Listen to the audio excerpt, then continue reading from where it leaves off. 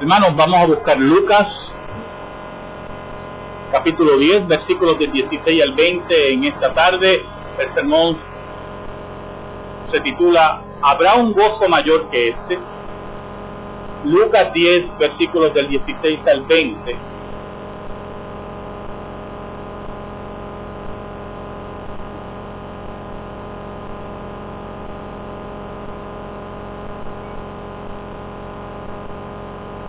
Lucas 10, versículos del 16 al 20.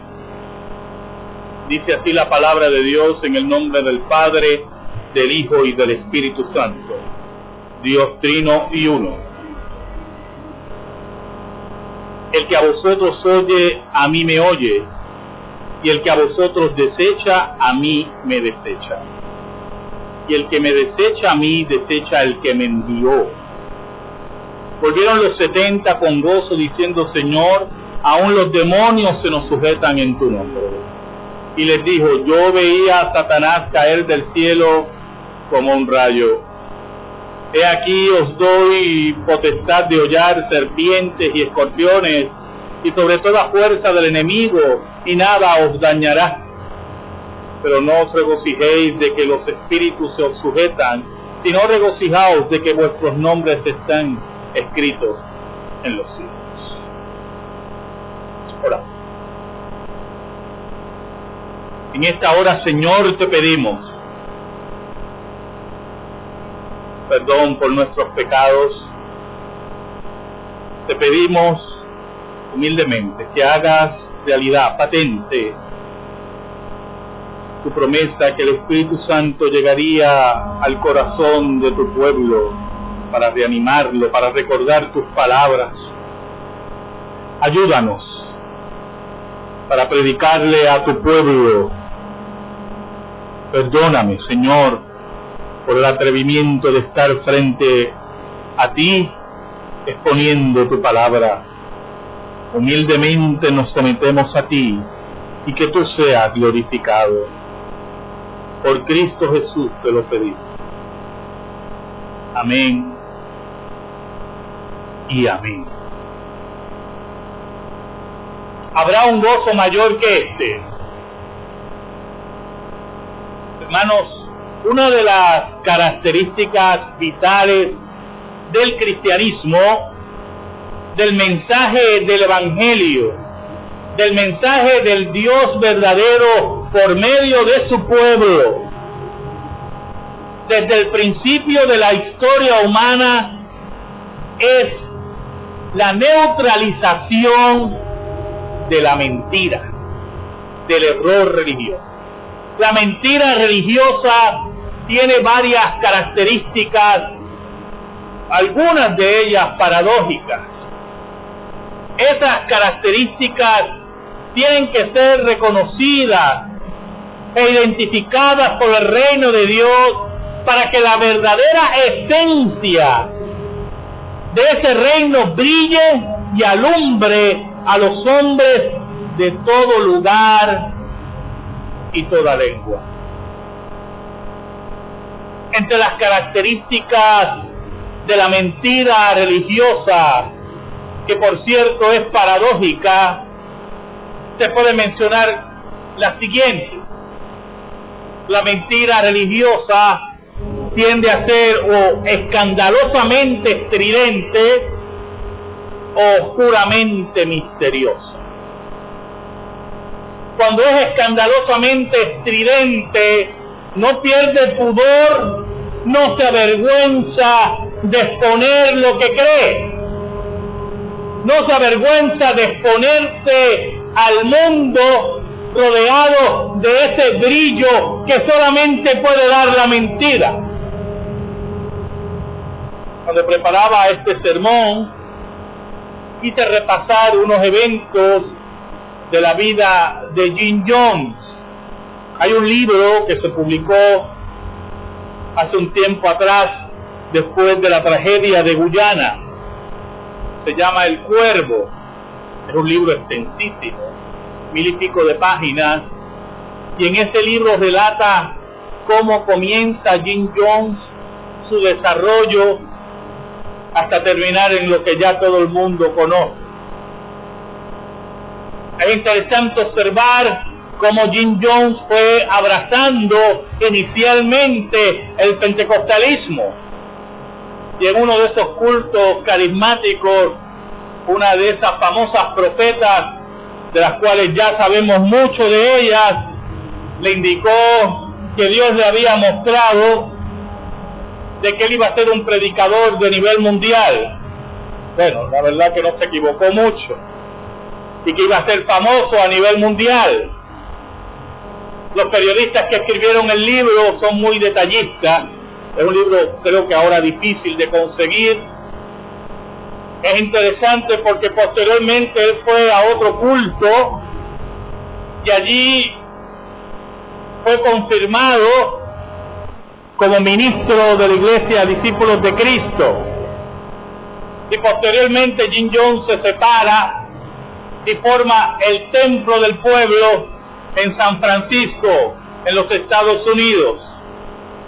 Y allí mismo Jim Jones, con su brillo totalmente engañoso, no ocultaba sus doctrinas. Pero lo interesante, en los datos que conseguí o repasé para este sermón, es que en uno de los cultos él invitó a un predicador muy famoso para los años 50, William Marion Branham. William Marion Branham era un predicador pentecostal que se metió en un ayuno, de esos famosos ayunos farisaicos que nosotros conocemos, y después de muchos días, según él, Dios le mostró que iba a tener un ministerio grandioso. Es interesante que esa gente que se mete en ayunos así, siempre Dios le muestra que van a tener un ministerio grandioso. No sé. En fin, y él, después que sale de ese ayuno, dentro del mensaje que Dios le dio a William Marion Branham, en ese ayuno famoso, le decía que iba a orar por los enfermos, y los enfermos se iban a sanar. Usted sabe, todo ese historia de milagros, pero tenía que sentir la presencia de un ángel.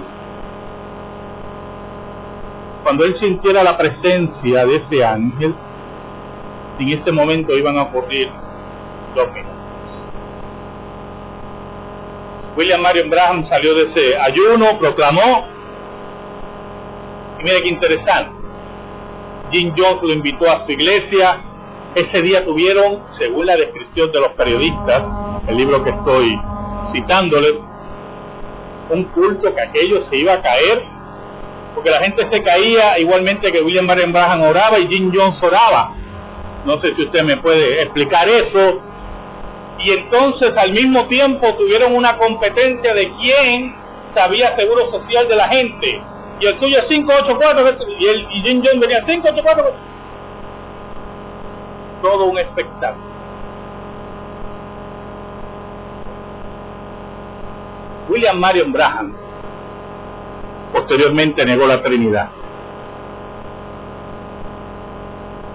Decía que era el cuarto Elías. El primer Elías fue Elías, el segundo fue Eliseo, el tercer Elías fue Juan el Bautista y el cuarto Elías era él, William Marion Branham.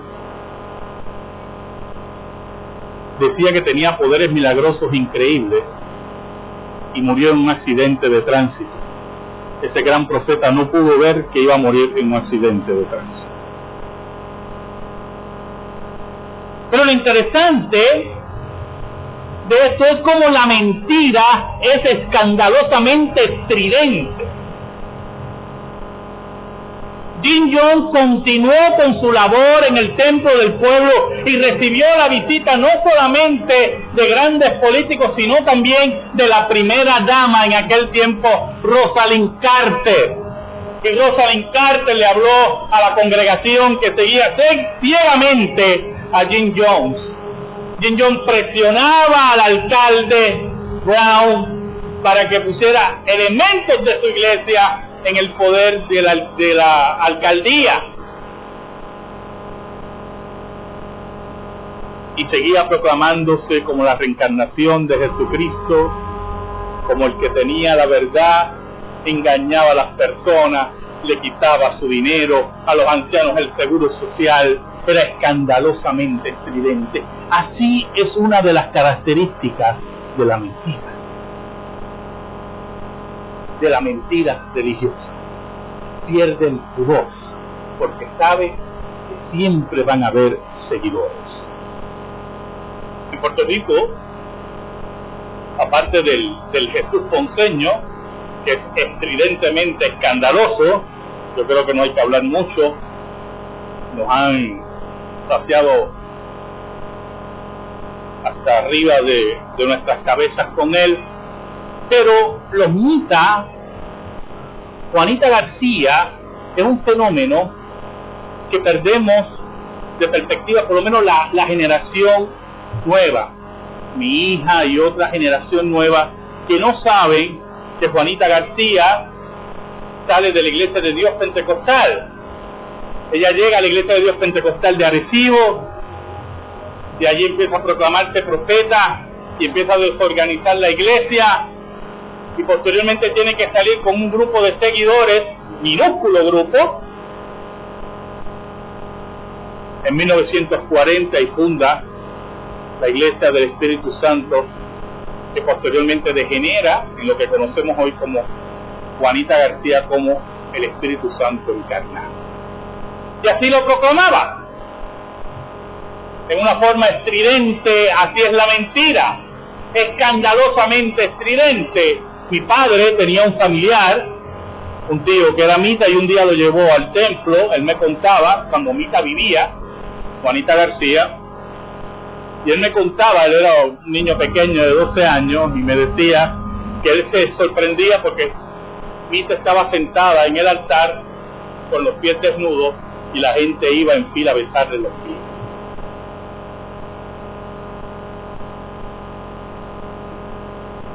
Así es la mentira religiosa,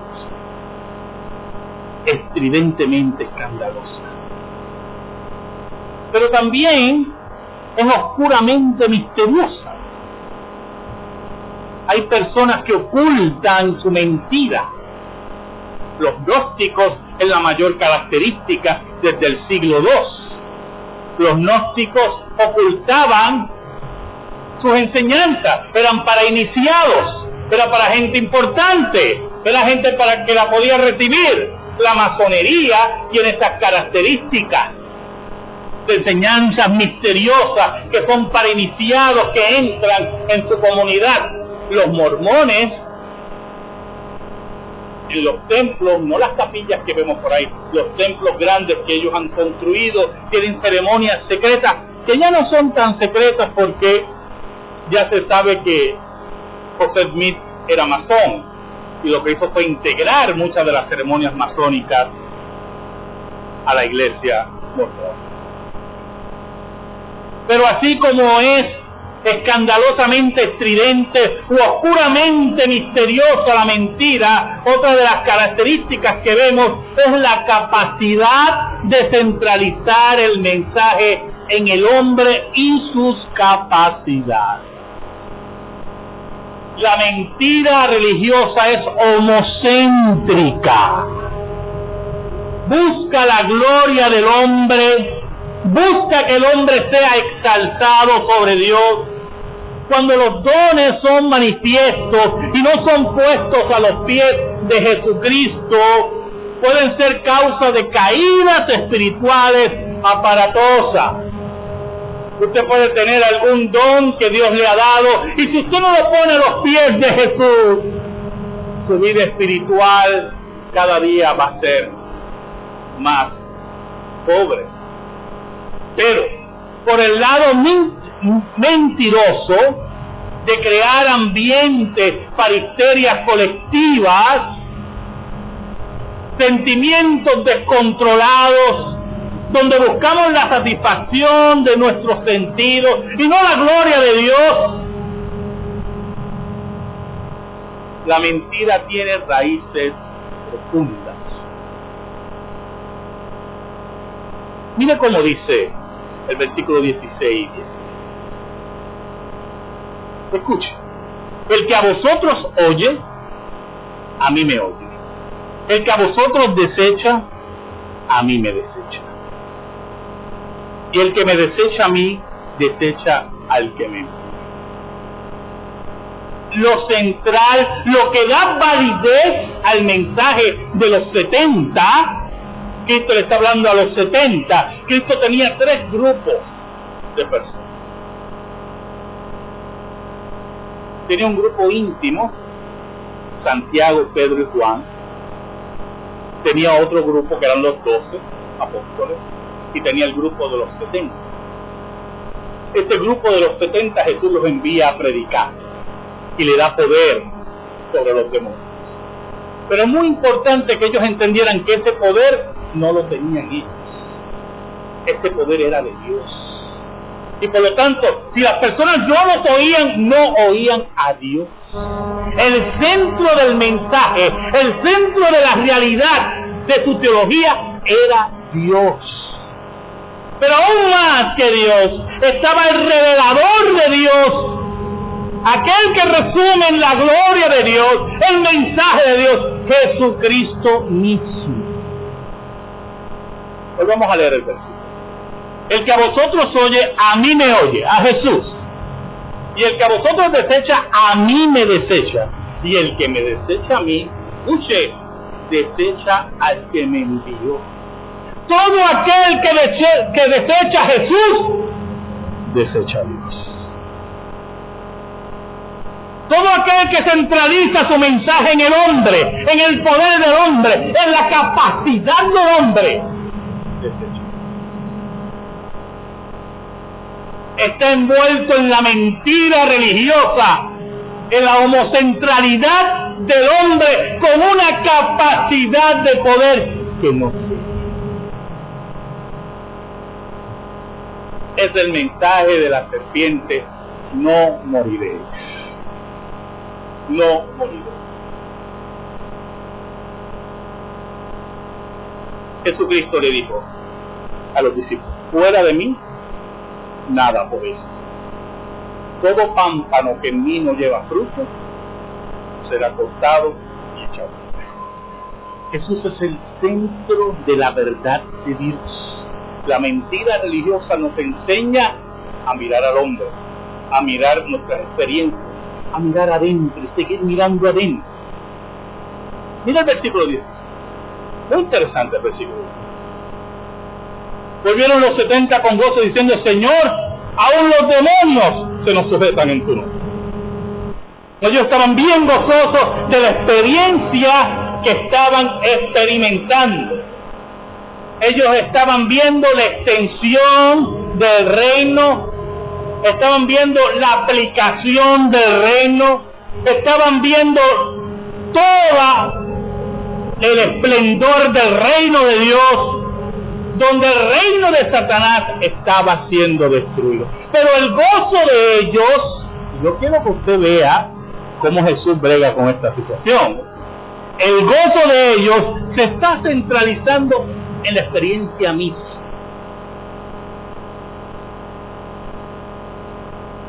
En la experiencia de ver cómo los demonios son derrotados por el reino de Dios.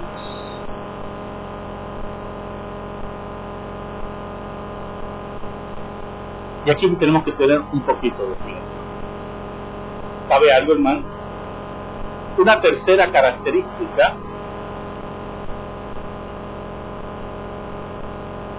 de la mentira religiosa es la capacidad increíble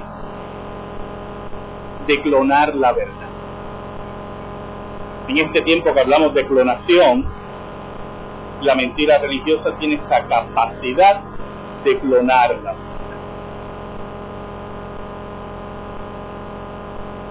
El versículo 18 les dijo Jesús: yo veía a Satanás caer del cielo como un rayo.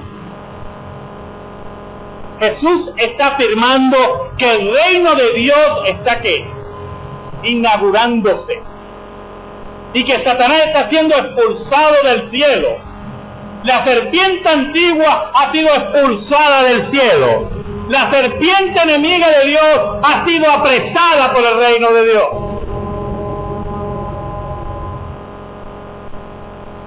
Pero es importante para Jesús que ellos no confundan lo que están viendo con el meollo, con la raíz del mensaje, que es Jesús mismo, el Salvador y el Señor de la historia.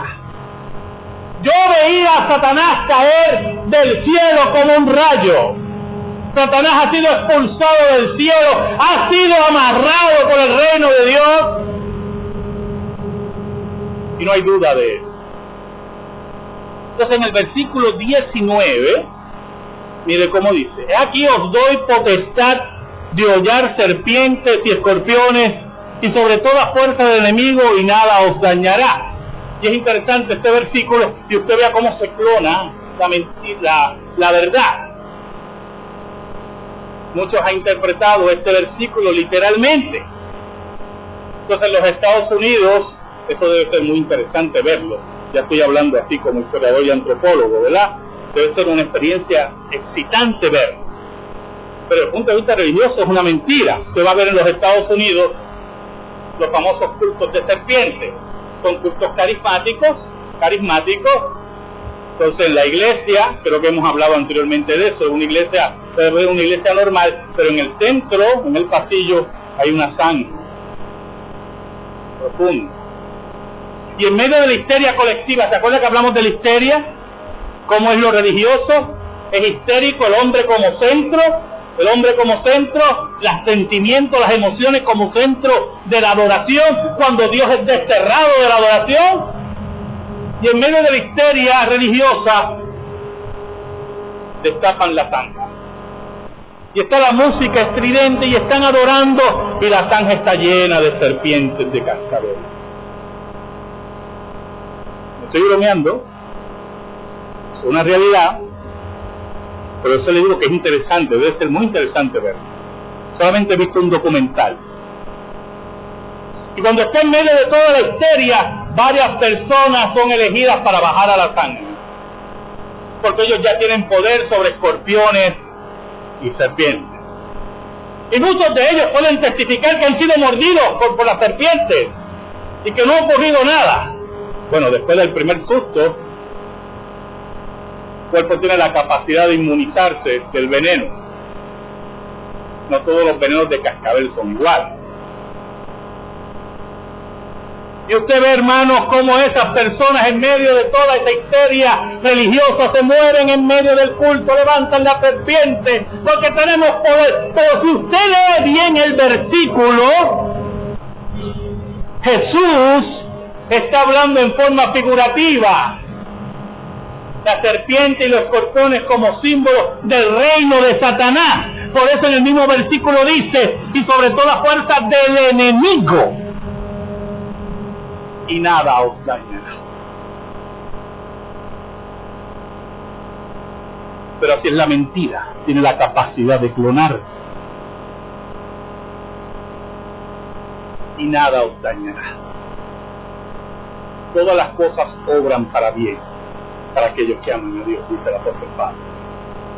Jesús nos dice: mis ovejas oyen mi voz, y yo les doy vida eterna, y no perecerán jamás. Pero los que están centralizados en la histeria religiosa, en la mentira religiosa, en el hombre como centro, le dan importancia a todos estos eventos. Y ese era el problema de los 70. Había un problemita. Podía haber una desviación, y Jesús lo identificó. Mira el versículo 20. Pero no os regocijáis de que los espíritus se os sujetan. Ese no tiene que ser su gozo, dice Jesús. A mí no me interesa ese gozo. Esa experiencia es necesaria. El reino de Dios, que es lo que quiere decir Jesús, el reino de Dios va a triunfar. Nadie puede despintar eso, hermano. La verdad triunfará sobre la mentira, y la paz sobre la guerra, la verdad sobre el error. No se regocijen por la experiencia de echar demonios, dice Jesús. No se regocijen por la experiencia de ver a los demonios huir. Hay un gozo más profundo, dice Jesús. Hay un gozo verdadero, un gozo que debe llegar a tu alma. ¿Sabes algo? Cualquiera podía echar demonios.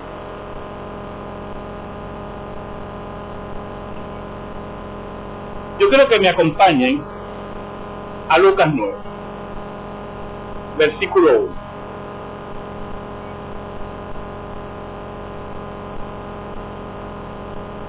Lucas 9, versículo 1. Está bien interesante este versículo. Dice así: habiendo reunido a sus 12 discípulos, les dio poder y autoridad sobre todos los demonios y para sanar enfermedades. ¿Usted oyó? ¿Usted leyó bien? ¿Quién estaba ahí? Judas. Judas estaba ahí. Usted no lo puede sacar porque a usted no le gusta. ¿O le cae mal Judas?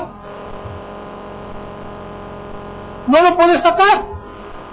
Dice que reunió a los 12 y le dio potestad a los 12 sobre demonios y enfermedades. Judas está ahí. ¿Usted me está oyendo, hermano? Jesús quiere que tú recojas el verdadero gozo. Más allá de la enfermedad, más allá de los demonios, Satanás ha sido derrotado.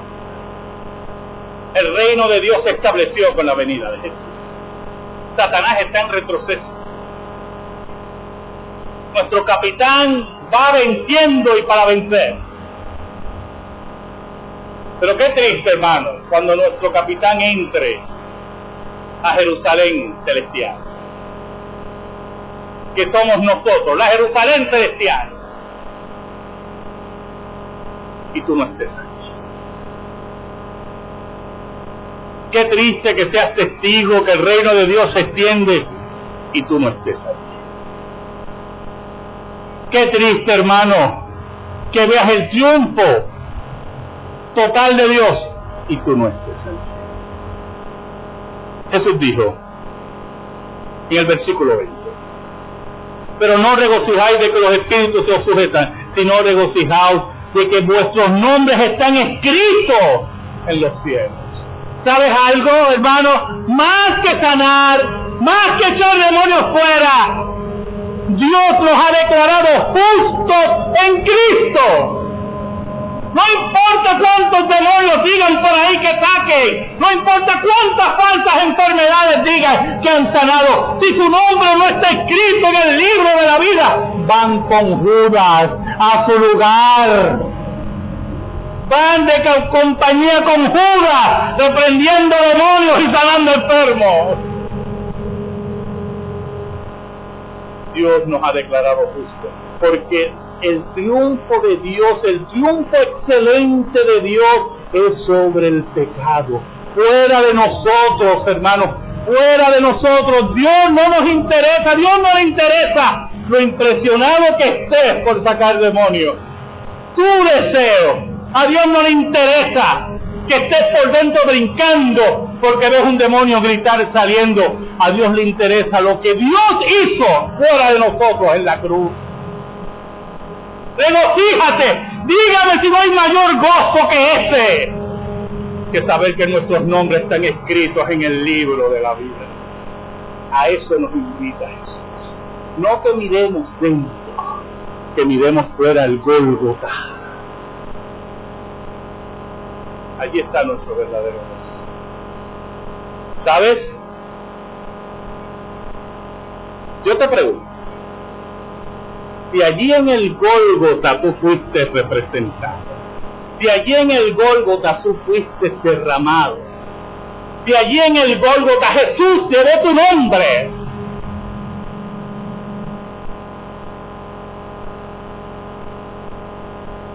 pregunta, ¿habrá un gozo mayor que eso?